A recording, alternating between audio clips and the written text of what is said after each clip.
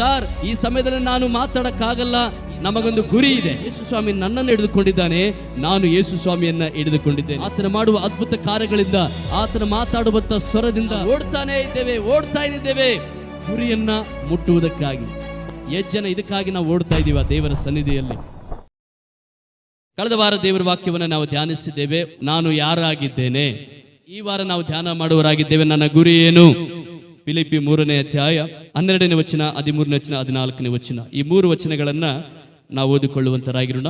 ಇಷ್ಟರೊಳಗೆ ನಾನು ಬಿರುದನ್ನು ಪಡೆದುಕೊಂಡು ಸಿದ್ಧಿಗೆ ಬಂದವನೆಂದು ಹೇಳುವುದಿಲ್ಲ. ನಾನು ಯಾವುದನ್ನು ಹೊಂದುವುದಕ್ಕಾಗಿ ಕ್ರಿಸ್ತೇಸು ನನ್ನನ್ನು ಹಿಡಿದುಕೊಂಡನೋ ಅದನ್ನು ಹಿಡಿದುಕೊಳ್ಳುವುದಕ್ಕೋಸ್ಕರ ಓಡುತ್ತಾ ಇದ್ದೇನೆ. ಸಹೋದರರೇ, ನಾನಂತೂ ಹಿಡಿದುಕೊಂಡವನೆಂದು ನನ್ನನ್ನು ಈವರೆಗೂ ಎಣಿಸಿಕೊಳ್ಳುವುದಿಲ್ಲ. ಆದರೆ ನಾನು ಹಿಂದಿನ ಸಂಗತಿಗಳನ್ನು ಮರೆತು ಬಿಟ್ಟು ಮುಂದಿನವುಗಳನ್ನು ಹಿಡಿಯುವುದಕ್ಕೆ ಎದೆ ಬೊಗ್ಗಿದವನಾಗಿ, ದೇವರು ಕ್ರಿಸ್ತನ ಮೂಲಕವಾಗಿ ನಮ್ಮನ್ನು ಮೇಲಕ್ಕೆ ಕರೆದು ನಮ್ಮ ಮುಂದೆ ಇಟ್ಟಿರುವ ಬಿರುದನ್ನು ಗುರಿ ಮಾಡಿಕೊಂಡು ಓಡುತ್ತಾ ಇದ್ದೇನೆ. ಓದಿದಂತ ವಾಕ್ಯ ಭಾಗದಲ್ಲಿ ಪೌಲನು ಫಿಲಿಪ್ಪಿ ಸಭೆಗೆ ಹೇಳ್ತಾ ಇದ್ದಾನೆ. 3 ವಿಷಯಗಳನ್ನ ಇಲ್ಲಿ ಹೇಳ್ತಾ ಇದ್ದಾನೆ. ಒಂದು, ನನ್ನನ್ನು ಯೇಸು ಸ್ವಾಮಿ ಯಾಕೆ ಹಿಡಿದುಕೊಂಡಿದ್ದಾನೆ. 2ನೇದು, ನನ್ನ ಬಿರುದು ಏನು. 3ನೇದು, ನನ್ನ ಗುರಿ ಏನೆಂಬುದಾಗಿ ಈ ಸ್ಥಳದಲ್ಲಿ 3 ಭಾಗವನ್ನ ಪೌಲನು ಹೇಳ್ತಾ ಇರುವುದನ್ನು ನಾವು ಗಮನಿಸುವಂತರಾಗಿದ್ದೇವೆ ಪ್ರಿಯರೇ. ಹೌದು, ನಮಗೊಂದು ಗುರಿ ಇದೆ. ಗುರಿ ಇಲ್ಲದೆ ನಾವು ಯಾರು ಕೂಡ ಈ ಸ್ಥಳದಲ್ಲಿ ನಾವು ಕೂತ್ಕೊಳ್ಳಲಿಲ್ಲ. ಮುಂಜಾನೆ ವೇಳೆಯಲ್ಲಿ ನಾವು ಎದ್ದಿದ್ದ ತಕ್ಷಣವೇ ನಾವು ಸಿದ್ಧರಾಗಿ, ನಂತರ ನಾವು ಇರುವಂತ ಸ್ಥಳದಿಂದ, ಇವತ್ತು ನಾನಾ ಸ್ಥಳಗಳಿಂದ ನಾವು ಬಂದಿದ್ದೇವೆ. ಹುಮ್ನಾಬಾದಿಂದ, ಕಮಲಾಪುರದಿಂದ, ಕುರುಕೋಟದಿಂದ, ಸ್ವಂತದಿಂದ, ಆಳಂದಿಂದ, ಜಿಡಗೆದಿಂದ, ನಾನಾ ಸ್ಥಳಗಳಿಂದ ನಾವು ಈ ಸ್ಥಳಕ್ಕೆ ಬಂದಿದ್ದೇವೆ. ಆದರೆ ನಾವು ಬರುವಾಗ, ಮನೆಯನ್ನು ಬಿಡುವಾಗ, ನಾವು ಬಸ್ಸಲ್ಲಿ ಆಗಲಿ ಅಥವಾ ಆಟೋದಲ್ಲಾಗಲಿ ಗಾಡಿ ಮೇಲೆ ಆಗಲಿ ಕೂತ್ಕೊಂಡಾಗ, ಬಸ್ಸಲ್ಲಿ ಕೂತ್ಕೊಂಡಂಥ ಸಂದರ್ಭದಲ್ಲಿ ಕಂಡಕ್ಟರ್ ಬಂದು ಹೇಳ್ತಾರೆ, ಮೇಡಮ್ ಎಲ್ಲಿಗೆ ಹೋಗ್ಬೇಕು, ಸರ್ ನೀವು ಎಲ್ಲಿಗೆ ಹೋಗ್ಬೇಕು ಎಂಬುದಾಗಿ ಅವರು ಕರೆಯುವಾಗ, ಹೇಳುವಾಗ ನಾವು ಹೇಳ್ತೇವೆ, ಸರ್ ಇಂಥ ಜಾಗಕ್ಕೆ ನಾನು ಹೋಗ್ಬೇಕಾಗಿದೆ. ತಿರುಗಿ ಆ ಸ್ಥಳದಲ್ಲಿ ಇಳ್ಕೊಳ್ತೀವಿ. ತಿರುಗಿ ಆಟೋದವನು ಬರ್ತಾನೆ, ಎಲ್ಲಿಗೆ ಹೋಗ್ಬೇಕು ಸರ್, ಇಂಥ ಜಾಗಕ್ಕೆ ನಾನು ಹೋಗ್ಬೇಕಾಗಿದೆ. ಅಲ್ಲಿ ತಿರುಗಿ ಬಂದು ಇಳ್ಕೊಳ್ತೀವಿ. ತಿರುಗಿ ಕಾಲು ನಡಿಗೆಯಿಂದ ತಿರುಗಿ ಒಂದು ಸ್ಥಳಕ್ಕೆ ಹೋಗಿ ನಾವು ಮುಟ್ಟುತ್ತೇವೆ. ಇವತ್ತು ಕೂಡ ಅನೇಕರ ಆ ರೀತಿಯಲ್ಲಿ ಸಿದ್ಧರಾಗಿ ಪ್ರಯಾಣ ಮಾಡಿ ಈ ಸ್ಥಳದಲ್ಲಿ ಮುಟ್ಟಿದ್ದೇವೆ ಒಂದು ಗುರಿಯೊಂದಿಗೆ. ಏನು ಆ ಗುರಿ? ನಾನು ದೇವರ ಆಲಯಕ್ಕೆ ಹೋಗಬೇಕು, ದೇವರ ಆಲಯದಲ್ಲಿ ಆರಾಧನೆ ಮಾಡಬೇಕೆಂಬುದಾಗಿ ನಾವು ತಿಳ್ಕೊಂಡು, ನಮಗೆ ದಾರಿಯಲ್ಲಿ ಬರುವ ಎಲ್ಲ ಕೆಲಸಗಳನ್ನು, ಬರುವಂತೆ ಎಲ್ಲ ಅಡ್ಡಿಗಳನ್ನು ಒಂದು ಕಡೆ ಇಟ್ಟು ಒಂದು ಗುರಿಯಿಂದ ಈ ಸ್ಥಳಕ್ಕೆ ಬಂದು ನಾವು ಕಾಲಿಟ್ಟವರಾಗಿದ್ದೇವೆ. ಹಲ್ಲೆಲೂಯಾ. ಎಷ್ಟು ಅಡಚಣೆಗಳು ನಮಗೆ ಬಂದವು, ಎಷ್ಟು ಸಮಸ್ಯೆಗಳು ನಮಗೆ ಬಂದವು, ಎಷ್ಟು ಫೋನ್ ಕಾಲ್ಗಳು ಬಂದರೂ ಕೂಡ, ಯಾರೇ ಭೇಟಿ ಆದರೂ ಕೂಡ, ಸರ್ ಈ ಸಮಯದಲ್ಲಿ ನಾನು ಮಾತಾಡೋಕ್ಕಾಗಲ್ಲ, ಈ ಸಮಯದಲ್ಲಿ ನಾನು ಅಲ್ಲಿ ಬರೋಕ್ಕಾಗಲ್ಲ, ಈಗ ನನಗೊಂದು ಗುರಿ ಇದೆ, ಒಂದು ಸ್ಥಳಕ್ಕೆ ನಾನು ಹೋಗ್ತಾ ಇದ್ದೇನೆ, ಆ ಸ್ಥಳಕ್ಕೆ ಹೋಗಿ ನಾನು ಬರಬೇಕಾಗಿದೆ ಎಂಬುದಾಗಿ ತಿಳಿದು ಗುರಿಯಿಂದ ಈ ಸ್ಥಳಕ್ಕೆ ನಾವು ಬಂದವರಾಗಿದ್ದೇವೆ. ಅದನ್ನೇ ಪೌಲನು ಫಿಲಿಪ್ಪಿ ಸಭೆಗೆ ಬರೀತಾನೆ. ಯೇಸು ಸ್ವಾಮಿ ನಮ್ಮನ್ನು ಹಿಡಿದುಕೊಂಡವನಾಗಿದ್ದಾನೆ. ಯೇಸು ಸ್ವಾಮಿ ನಮ್ಮನ್ನು ಹಿಡಿದುಕೊಂಡಂಥ ಉದ್ದೇಶ, ನಮ್ಮನ್ನು ಆರಿಸಿಕೊಂಡಂಥ ಉದ್ದೇಶ, ಆತನಿಗೊಂದು ಆಲೋಚನೆ ಇದೆ. ಹೋದವಾರ ನಾವು ನೋಡಿದೆವು, ನಮ್ಮನ್ನು ಸೃಷ್ಟಿ ಮಾಡಿ ನಮ್ಮನ್ನ ಲೋಕದೊಳಗಿಂದ ಆರಿಸಿಕೊಂಡಿದ್ದಾನಂದ್ರೆ ಸುಮ್ಮನೆ ದೇವರು ಯಾರನ್ನು ಆರಿಸಿಕೊಳ್ಳಿಲ್ಲ. ಪೌಲನು ಅದನ್ನೇ ಹೇಳ್ತಾನೆ 12ನೇ ವಚನದಲ್ಲಿ, ನಾನು ಯಾವುದನ್ನು ಹೊಂದುವುದಕ್ಕಾಗಿ ಕ್ರಿಸ್ತ ಯೇಸು ನನ್ನನ್ನು ಹಿಡಿದುಕೊಂಡನೋ ಅದನ್ನೇ ಹಿಡಿದುಕೊಳ್ಳುವುದಕ್ಕೋಸ್ಕರ ಓಡುತ್ತಾ ನಾನು ಇದ್ದೇನೆ ಎಂಬುದಾಗಿ ಪೌಲನು ಹೇಳ್ತಾ ಇದ್ದಾನೆ. ಯೇಸು ಸ್ವಾಮಿ ನನ್ನನ್ನು ಹಿಡ್ಕೊಂಡಂಥ ಉದ್ದೇಶ, ನನ್ನನ್ನು ಆರಿಸಿಕೊಂಡಂಥ ಉದ್ದೇಶ, ನಾನು ಒಂದನ್ನು ಹೊಂದಬೇಕಾಗಿದೆ. ಸ್ವಾಮಿಯಲ್ಲಿ ಒಂದು ಉದ್ದೇಶ ಇದೆ. ನನ್ನ ಆರಿಸಿಕೊಂಡಂಥ ಉದ್ದೇಶ ಏನಂದ್ರೆ, ನನ್ನ ರಾಜ್ಯವನ್ನ ನೀನು ಮುಟ್ಟಬೇಕಾಗಿದೆ, ನನ್ನ ರಾಜ್ಯವನ್ನ ನೀನು ಸೇರಬೇಕಾಗಿದೆ, ನನ್ನ ನಿತ್ಯ ಜೀವವನ್ನ ನೀನು ಹೊಂದಿಕೊಳ್ಳಬೇಕಾಗಿದೆ, ನಾನಿರುವ ಜಾಗದಲ್ಲಿ ನೀನು ಇರಬೇಕಾಗಿದೆ ಎಂಬುವಂಥ ಒಂದು ಆಲೋಚನೆಯಿಂದ, ಒಂದು ಉದ್ದೇಶದಿಂದ ನನ್ನನ್ನು ಈ ಸ್ಥಳದಲ್ಲಿ ದೇವರು ಆರಿಸಿಕೊಂಡವನಾಗಿದ್ದಾನೆ. ಹಲ್ಲೆಲೂಯಾ. ಪೌಲನು ಹೇಳ್ತಾನೆ, ಇಂದಿನ ನಡತೆಯಲ್ಲಿ ನಾನು ತುಂಬ ಕೆಟ್ಟವನಾಗಿದ್ದೆ, ಇಂದಿನ ನಡತೆಯಲ್ಲಿ ನಾನು ಅನೇಕ ಪದವಿಗಳು ಕೂಡ ನನಗೆ ಇದ್ದವು, ಅವೆಲ್ಲವುಗಳನ್ನು ಬಿಟ್ಟು ಯೇಸುವನ್ನು ನಾನು ಹಿಡಿದುಕೊಂಡಿದ್ದೇನೆ. ಯೇಸು ಸ್ವಾಮಿ ನನ್ನನ್ನು ಹಿಡಿದುಕೊಂಡಿದ್ದಾನೆ, ನಾನು ಯೇಸು ಸ್ವಾಮಿಯನ್ನು ಹಿಡಿದುಕೊಂಡಿದ್ದೇನೆ. ಪಕ್ಕದವರಿಗೆ ಹೇಳಿ, ಯೇಸು ಸ್ವಾಮಿ ನನ್ನನ್ನು ಹಿಡಿದುಕೊಂಡಿದ್ದಾನೆ, ನಾನು ಯೇಸುವನ್ನು ಹಿಡಿದುಕೊಂಡಿದ್ದೇನೆ. ಪೌಲನು ಅದನ್ನು ಹೇಳ್ತಾನೆ, ನಾನು ಯೇಸುವನ್ನು ಹಿಡಿದುಕೊಂಡಿದ್ದೇನೆ ಅಂದರೆ ಅರ್ಥ ನನ್ನ ಪ್ರಾರ್ಥನೆಗೆ ಉತ್ತರ ಕೊಡುವುದಕ್ಕಷ್ಟೇ ಅಲ್ಲ, ನನಗೆ ಗುಣ ಮಾಡುವುದಕ್ಕಷ್ಟೇ ಅಲ್ಲ, ಅಥವಾ ನನ್ನ ಮೊರೆಯನ್ನು ಆಲಿಸೋದಕ್ಕಷ್ಟೇ ಅಲ್ಲ, ನನ್ನ ಸಮಸ್ಯೆಯನ್ನು ಬಿಡುಗಡೆ ಮಾಡುವುದಕ್ಕಲ್ಲ. ಅಥವಾ ನನಗೆ ಸಮಸ್ಯೆಗಳು, ಕೊರತೆಗಳು, ಬಾಧೆಗಳು ಬರುವಾಗ ಅದರಿಂದ ದಾಟಿಸೋದಕ್ಕಲ್ಲ. ನಾನು ಯೇಸುವನ್ನ ಹಿಡ್ಕೊಂಡಂತ ಉದ್ದೇಶ ಒಂದೇ ಒಂದು, ಆತನ ಹತ್ತಿರ ನಿತ್ಯ ಜೀವ ಇದೆ, ಆತನ ಹತ್ತಿರ ನಿತ್ಯ ಆನಂದವಾದಂಥ ಜೀವಿತ ಆತನ ಹತ್ರ ಇದೆ. ಆತನಿರುವ ಸ್ಥಳದಲ್ಲಿ ನಾನು ಇರಬೇಕಾಗಿದೆ. ಅದಕ್ಕಾಗಿ ಅದನ್ನು ಹೊಂದುವುದಕ್ಕೋಸ್ಕರವೇ ಯೇಸು ನನ್ನನ್ನು ಹಿಡಿದುಕೊಂಡಿದ್ದಾನೆ. ನಾನು ಯೇಸುವನ್ನು ಹಿಡಿದುಕೊಂಡು ನನಗಿರುವ ಎಲ್ಲ ಪದವಿಗಳನ್ನು, ನನಗಿರುವಂಥ ಎಲ್ಲ ಅಧಿಕಾರವನ್ನು, ನನಗಿರುವಂಥ ಎಲ್ಲ ಸ್ಥಾನವನ್ನು ಒಂದು ಕಡೆ ಇಟ್ಟು ನಾನು ಗುರಿಯಿಂದ ಮುಂದಕ್ಕೆ ಓಡುತ್ತಾ ಇದ್ದೇನೆ ಎಂಬುದಾಗಿ ಪೌಲನು ಹೇಳ್ತಾನೆ. ಹಲ್ಲೆಲೂಯ. ಏನು ಗುರಿ ಎಂಬುದಾಗಿ ಪೌಲನು ಹೇಳ್ತಾ ಇದ್ದಾನೆ? ನಿತ್ಯ ಜೀವವನ್ನು ನಾನು ಹೊಂದಬೇಕಾಗಿದೆ. ದೇವರ ರಾಜ್ಯವನ್ನ ನಾನು ಪಡೆದುಕೊಳ್ಳಬೇಕಾಗಿದೆ. ದೇವರ ರಾಜ್ಯದಲ್ಲಿ ನಾನು ಕಾಲಿಡಬೇಕಾಗಿದೆ. ಈಗ ಯೇಸುವಿನ ಹಾಗೆ ನಾನು ಇರಬೇಕಾಗಿದೆ ಎಂಬುದಾಗಿ ಪೌಲನ ಈ ವಾಕ್ಯ ಭಾಗದಲ್ಲಿ ಹೇಳುವುದನ್ನು ನಾವು ನೋಡುವಂತರಾಗಿದ್ದೇವೆ. ಇಲ್ಲಿ ಸ್ಪಷ್ಟವಾಗಿ ಹೇಳುತ್ತಾನೆ, ನಾನು ಯಾವುದನ್ನು ಹೊಂದುವುದಕ್ಕಾಗಿ ಕ್ರಿಸ್ತ ಯೇಸುನನ್ನು ಹಿಡಿದುಕೊಂಡನೋ ಅದನ್ನು ಹಿಡಿದುಕೊಳ್ಳುವುದಕ್ಕೋಸ್ಕರವ ನಾನು ಓಡ್ತಾ ಇದ್ದೇನೆ. ಯೇಸು ಸ್ವಾಮಿನನ್ನು ಹಿಡಿದುಕೊಂಡಿದ್ದಾನಲ್ವಾ, ನಾನು ಹೊಂದಬೇಕು ನಿತ್ಯ ರಾಜ್ಯ. ಪಕ್ಕದಲ್ಲಿ ನಿತ್ಯ ರಾಜ್ಯವನ್ನು ನಾನು ಹೊಂದಬೇಕು. ಹಲ್ಲೆಲೂಯ. ಯೇಸು ಅದಕ್ಕೆ ನಮ್ಮನ್ನು ಹಿಡ್ಕೊಂಡಿದ್ದಾರಂತೆ.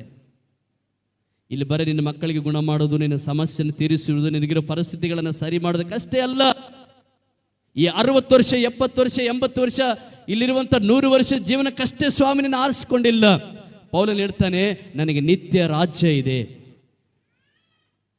ಅಲ್ಲಿ ಮರಣ ಇಲ್ಲ, ಅಲ್ಲಿ ಹಸುವೆ ಇಲ್ಲ, ಅಲ್ಲಿ ನೀರಡಿಕೆ ಇಲ್ಲ, ಬಾಯಾರಿಕೆ ಇಲ್ಲ. ಆ ರಾಜ್ಯದಲ್ಲಿ ಯುಗ ಯುಗಾಂತರಗಳಲ್ಲಿ ನಾನು ಯೇಸುವಿನ ಬಳಿಯಲ್ಲಿ ನಾನು ಇರಬೇಕಾಗಿದೆ. ಹಾಗಾಗಿ ಆ ರಾಜ್ಯವನ್ನು ಸೇರುವುದಕ್ಕಾಗಿ ಯೇಸು ನನ್ನ ಹಿಡಿದುಕೊಂಡಿದ್ದಾನೆ ಎಂಬುದಾಗಿ ಹೇಳ್ತಾ ಇದ್ದಾರೆ. ಹಲ್ಲೆಲೂಯ. ಇವತ್ತು ಯೇಸು ಸ್ವಾಮಿ ಯಾಕೆ ನಮ್ಮನ್ನು ಹಿಡ್ಕೊಂಡಿದ್ದಾರೆ ಗೊತ್ತಾ? ಲೋಕದಿಂದ ಆತನ ರಾಜ್ಯದಲ್ಲಿ ನೀನು ಇರಬೇಕಾಗಿದೆ. ಬರೀ ಆಲಯದಲ್ಲಿ ಅಷ್ಟೇ ಅಲ್ಲ, ಈ ಲೋಕದಲ್ಲಿ ಇರುವ ಎಷ್ಟು ದಿನ ನೀನು ಬದುಕ್ತೀಯೋ, ಎಷ್ಟು ದಿನ ನಿನ್ನ ಜೀವನ ಇರ್ತದೋ ಅಷ್ಟು ದಿನ ಈ ಆಲಯದಲ್ಲಿ ನೀನು ಇರ್ತೀಯ. ತಿರುಗಿ ಆತನ ರಾಜ್ಯಕ್ಕೆ ಹೋಗುವುದಕ್ಕಾಗಿ ಸ್ವಾಮಿ ನಿನ್ನನ್ನು ಆರಿಸಿಕೊಂಡವನಾಗಿದ್ದಾನೆ. ಹಲ್ಲೆಲೂಯ. ಮೊದಲು ನಾವು ನೋಡ್ತೇವೆ, ನಿತ್ಯ ಜೀವವನ್ನು ಹೊಂದುವುದಕ್ಕಾಗಿ ಆತನ ನಮ್ಮನ್ನು ಆರಿಸಿಕೊಂಡಿದ್ದಾರೆ. ಎರಡನೇದಾಗಿ ನಮ್ಮನ್ನು ಆರಿಸಿಕೊಂಡಂಥ ಉದ್ದೇಶ, ಯೇಸು ಇರುವ ಸ್ಥಳದಲ್ಲಿ ಯೇಸುವಿನ ಜೊತೆ ನಾವು ಇರುವುದಕ್ಕಾಗಿ. ಆಮೇನ್. ಎಷ್ಟು ಜನರಿಗೆ ಯೇಸುವನ್ನು ನೋಡಬೇಕೆನ್ನುವಂಥ ಆಸೆ, ಯೇಸು ಸ್ವಾಮಿನ ನೋಡಬೇಕೆನ್ನುವಂಥ ಆಸೆ. ಹಲ್ಲೆಲೂಯ. ಮೊದಲನೇ ಕೊರಿಂಥದವರಿಗೆ 13:12 ವಚನ ಓದೋಣ. ಈ ವಾಕ್ಯ ಭಾಗದಲ್ಲಿ ಪೌಲನು ಹೇಳ್ತಾ ಇದ್ದಾನೆ, ಈಗ ನಾವು ಯೇಸುವನ್ನು ನೋಡ್ತಾ ಇದ್ದೇವೆ, ಮುಸುಕಿನ ರೀತಿಯಲ್ಲಿ ನಾವು ನೋಡ್ತಾ ಇದ್ದೇವೆ. ಈಗ ಕಂಚಿನ ದರ್ಪಣದಲ್ಲಿ ಕಾಣಿಸುವಂತೆ ದೇವರ ಮುಖವು ನಮಗೆ ಮೊಬ್ಬಾಗಿ ಕಾಣಿಸುತ್ತದೆ. ದೇವರ ಮುಖವು ನಮಗೆ ಮೊಬ್ಬಾಗಿ ಕಾಣಿಸ್ತಾ ಇದೆ. ಆಗ ಮುಖಾಮುಖಿಯಾಗಿ ಆತನನ್ನು ನೋಡುವೆವು. ಹಲ್ಲೆಲೂಯ. ಇವತ್ತು ನಾವು ಯೇಸುವನ್ನು ನೋಡ್ತಾ ಇದ್ದೇವೆ, ಸ್ಪಷ್ಟವಾಗಿ ನೋಡಕ್ ಆಗ್ತಾ ಇಲ್ಲ. ಒಂದು ಮುಸುಕಿನ ರೀತಿಯಲ್ಲಿ ನಾವು ನೋಡ್ತಾ ಇದ್ದೇವೆ, ಸ್ಪಷ್ಟವಾಗಿ ಆತನ ಕಾಣಿಕೆ ಆಗ್ತಾ ಇಲ್ಲ. ಆತನ ಮಾಡುವ ಅದ್ಭುತ ಕಾರ್ಯಗಳಿಂದ, ಆತನ ಮಾತಾಡುವಂಥ ಸ್ವರದಿಂದ, ಆತನು ಕೊಡುವಂಥ ಉತ್ತರದಿಂದ ನಮಗಿನ್ನು ಸ್ಪಷ್ಟವಾಗಿ ಕಾಣಕ್ಕೆ ಆಗ್ತಾ ಇಲ್ಲ. ನೋಡ್ತಾ ಇದ್ದೇವೆ, ಪ್ರಸನ್ನತೆಯನ್ನು ಅನುಭವಿಸ್ತಾ ಇದ್ದೇವೆ, ಆತನ ಕಾರ್ಯಗಳನ್ನು ನೋಡ್ತಾ ಇದ್ದೇವೆ, ಆತನ ಸ್ವರವನ್ನು ಕೇಳಿಸ್ಕೊಳ್ತಾ ಇದ್ದೇವೆ. ಇನ್ನು ಸಂಪೂರ್ಣವಾದ ಆತನ ಮುಖವನ್ನು ನಾವು ನೋಡಕ್ಕೆ ಆಗ್ತಾ ಇಲ್ಲ. ಒಂದು ದಿನ ಬರ್ತದೆ, ಒಂದು ಸಮಯ ಬರ್ತದೆ, ಆತನ ಸಂಪೂರ್ಣ ಮುಖವನ್ನು ನಾವು ನೋಡುವವರಾಗಿದ್ದೇವೆ. ಹಲ್ಲೆಲೂಯ. ಸಾರ್ ಯಾವತ್ತು ಬರ್ತದ, ಸಾರ್ ಇವತ್ತು ಬರ್ತದ, ನಾಳೆ ಬರ್ತದ ಅಂತ ನಾವು ಅನ್ಬೋದು. ಅದು ಯಾವತ್ತಾದರೂ ಬರ್ಬೋದು. ಆದರೆ ಈ ಲೋಕವನ್ನು ಬಿಡುವಾಗ ಮಾತ್ರವೇ ಆತನ ಮುಖ ನೋಡಲಿಕ್ಕೆ ಸಾಧ್ಯ. ಆ ತನ್ನ ಮುಖವನ್ನು ನೋಡುವಾಗ ನಮಗೆ ಎಲ್ಲೂ ಇಲ್ಲದ ಆನಂದ ನಮ್ಮ ಜೀವಿತದಲ್ಲಿ ಸಿಗುವಂಥದ್ದಾಗಿದೆ. ಆಮೇನ್. ಅದನ್ನು ಪೌಲನು ಹೇಳ್ತಾನೆ, ಯೇಸುವನ್ನ ಸಂಪೂರ್ಣ ಮುಖದಿಂದ ನೋಡುವುದಕ್ಕಾಗಿ ನಾನು ಓಡ್ತಾ ಇದ್ದೇನೆ. ಯಾವುದಕ್ಕೋಸ್ಕರ ಓಡ್ತಾ ಇದ್ದೇನೆ? ದುಡ್ಡಿಗೋಸ್ಕರ ಅಲ್ಲ, ಅಥವಾ ನನಗೆ ಬೇಕಾಗಿರುವಂಥ ಸಹಾಯಕ್ಕಾಗಿ ಅಲ್ಲ, ಆಸ್ತಿ ಐಶ್ವರ್ಯಗೋಸ್ಕರ ನಾನು ಓಡ್ತಾ ಇಲ್ಲ. ನಾನು ಓಡ್ತಾ ಇರುವಂಥದ್ದು ಯೇಸುವಿನ ಮುಖವನ್ನು ನಾನು ನೋಡಬೇಕು, ಯೇಸು ಇರುವ ಸ್ಥಳದಲ್ಲಿ ನಾನು ಇರಬೇಕು.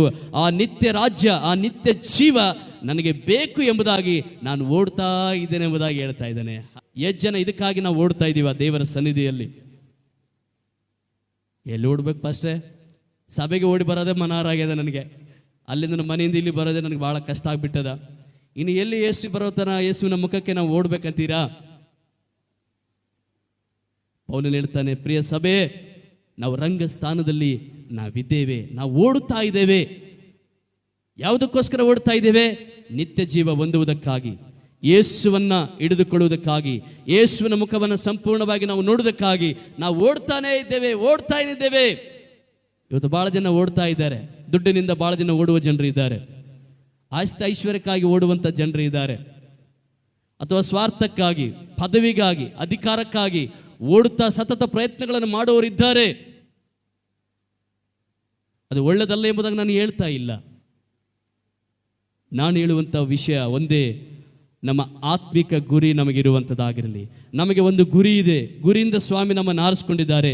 ನಮ್ಮನ್ನು ಸುಮ್ಮನೆ ಆತನ ಆರಿಸ್ಕೊಳ್ಳಿಲ್ಲ, ಒಂದು ಗುರಿಯಿಂದ ಆತನ ಆರಿಸಿಕೊಂಡ ನಿಮಿತ್ತವಾಗಿ ನಾವು ಆ ಗುರಿಯನ್ನು ಮುಟ್ಟುವುದಕ್ಕಾಗಿ ನಾವು ಓಡ್ತಾನೆ ಈ ಲೋಕದಲ್ಲಿ ಇರಬೇಕಾಗಿದೆ. ಎಷ್ಟು ಸಮಸ್ಯೆಗಳು ಬರ್ತವೆ, ಎಷ್ಟು ಬಾಧೆಗಳು ಬರ್ತವೆ, ಎಷ್ಟು ನಿಂದೆಗಳು ಬರ್ತವೆ, ಎಷ್ಟು ಅವಮಾನಗಳು ಬರ್ತವೆ, ಯಾರೆಲ್ಲ ಜನರು ಏನೆಲ್ಲ ಹೇಳ್ತಾರೆ, ಅವೆಲ್ಲವನ್ನು ಒಂದು ಕಡೆ ಇಟ್ಟು ನಾವು ಓಡ್ತಾ ಇರಬೇಕೆಂಬುದಾಗಿ ಪೌಲನು ಈ ವಾಕ್ಯ ಭಾಗದಲ್ಲಿ ನಾವು ನೋಡುವಂತರಾಗಿದ್ದೇವೆ. ಗುರಿಯನ್ನು ಮುಟ್ಟುವುದಕ್ಕಾಗಿ ಪೌಲನು ಹೇಳ್ತಾನೆ, ಹೇಗೆ ಓಡ್ತಾ ಇದ್ದೇನೆ ಎಂಬುದಾಗಿ ಹೇಳ್ತಾನೆ, ಎದೆ ಬಗ್ಗಿದವನಾಗಿ. ಹೇಳಿ ಒಂದ್ಸಲ ನನ್ನ ಜೊತೆ, ಎದೆ ಬಗ್ಗಿದವನಾಗಿ. ಎದೆ ಬಗ್ಗೆ ಯಾವ ಆಟದಲ್ಲಿ ಓಡ್ತಾರೆ ನಾವು ನೋಡ್ತಿಲ್ವಾ? ಯಾವ ಆಟ ಅದು? ರನ್ನಿಂಗ್. ಓಕೆ, ರನ್ನಿಂಗಲ್ಲಿ ಓಡ್ತಾರೆ. ಹೇಗೆ ಓಡ್ತಾರೆ ಅವರು? ಅವರ ಸ್ಥಿತಿ ಹೇಗಿರ್ತದೆ ಗಮನಿಸಿ. ಒಂದು ಕಾಲು ಮುಂದನೆ ಇಟ್ಟಿರ್ತಾರೆ, ಬಗ್ಗಿರ್ತಾರೆ, ಸಿದ್ಧರಾಗಿರ್ತಾರೆ. ಎದಕ್ಕೋಸ್ಕರ? ಓಡೋದಕ್ಕಾಗಿ. ರೈಟ್ ಅಂದ ತಕ್ಷಣ ಓಡಿಬಿಡ್ತಾರೆ. ಹಿಂಗೆ ಸೀದಾ ನಿಂದ್ರಲ್ಲ ಅವರು, ಬಗ್ತಾರೆ ಹಿಂಗೆ. ಈ ಬಗ್ಗೋದು ಅರ್ಥ ಏನು ಗೊತ್ತಾ? ನಾನು ಈ ಕಡೆ ನೋಡಲ್ಲ, ನಾನು ಆ ಕಡೆ ನೋಡುವುದಿಲ್ಲ. ನೇರವಾಗಿ ನನ್ನ ಗುರಿ ಒಂದೇ, ಆ ಗೋಲನ್ನು ಮುಟ್ಟುವುದಕ್ಕಾಗಿ ಒಂದು ಕಾಲನ್ನು ಮುಂದೆ ಇಟ್ಟು ಓಡ್ತಾನೆ ಇರುವಂತರಾಗಿದ್ದಾರೆ. ಎಲ್ಲಿವರೆಗೂ ಗೊತ್ತಾ? ಹಿಂದೆ ಏನೇ ಸಮಸ್ಯೆ ಆಗಲಿ, ಯಾರೇ ಏನೇ ಆಗಲಿ, ಅವ್ಯಾವುದನ್ನು ಗಮನಕ್ಕೆ ಅವರು ತೆಗೆದುಕೊಳ್ಳುವುದಿಲ್ಲ. ತಮ್ಮ ಗುರಿಯನ್ನು ಮುಟ್ಟುವುದಕ್ಕಾಗಿ ಓಡ್ತಾನೆ ಇರ್ತಾರೆ. ಅವರಿಗೆ ಕಷ್ಟ ಬಂದಾಗ, ಆಯಾಸ ಬಂದರೂ ಕೂಡ, ಎಷ್ಟೋ ನಿರಾಶೆ ಆದರೂ ಕೂಡ, ಶರೀರದಲ್ಲಿ ಬಲಹೀನತೆ ಆದರೂ ಕೂಡ ಅವೆಲ್ಲವನ್ನ ತಾಳಿಕೊಂಡು ಆ ಗುರಿ ಮುಟ್ಟುವುದಕ್ಕೆ ಓಡ್ತಾನೆ ಇರ್ತಾರೆ. ಈ ಲೋಕದಲ್ಲಿ ನೀನಿರುವಾಗ ಯೇಸು ಸ್ವಾಮಿಗೋಸ್ಕರ ಎಷ್ಟೇ ಸಮಸ್ಯೆಗಳು ನಿನಗೆ ಬಂದರು, ಎಷ್ಟೇ ಬಾಧೆಗಳು ನಿನಗೆ ಬಂದರು, ಎಷ್ಟೇ ಅವಮಾನಗಳು ನಿನಗೆ ಬಂದರು, ಎಷ್ಟೇ ಸಮಸ್ಯೆಗಳು ನಿನಗೆ ಬಂದರು, ಹಿಂತಿರುಗಿ ನೋಡದೆ, ಎಡಕ್ಕಾಗಲಿ ಬಲಕ್ಕಾಗಲಿ ನೋಡದೆ, ನಿನಗೊಂದು ಗುರಿ ಇದೆ, ನಿತ್ಯ ಜೀವ. ನಿನಗೊಂದು ಮುಖ ಇದೆ, ಯೇಸುವಿನ ಮುಖ. ನಿನಗೊಂದು ರಾಜ್ಯ ಇದೆ, ಪರಲೋಕ ರಾಜ್ಯ. ಅದನ್ನು ಮುಟ್ಟುವುದಕ್ಕಾಗಿ ನೀನು ಓಡ್ತಾನೆ ಇರಿ ಎಂಬುದಾಗಿ ಹೇಳ್ತಾ ಇದ್ದಾನೆ. ಹಲ್ಲೆಲೂಯಾ. ನೋಡಿ, ಓಡುವಾಗ ಬಹಳಷ್ಟು ಸವಾಲುಗಳು ಬರ್ತವೆ.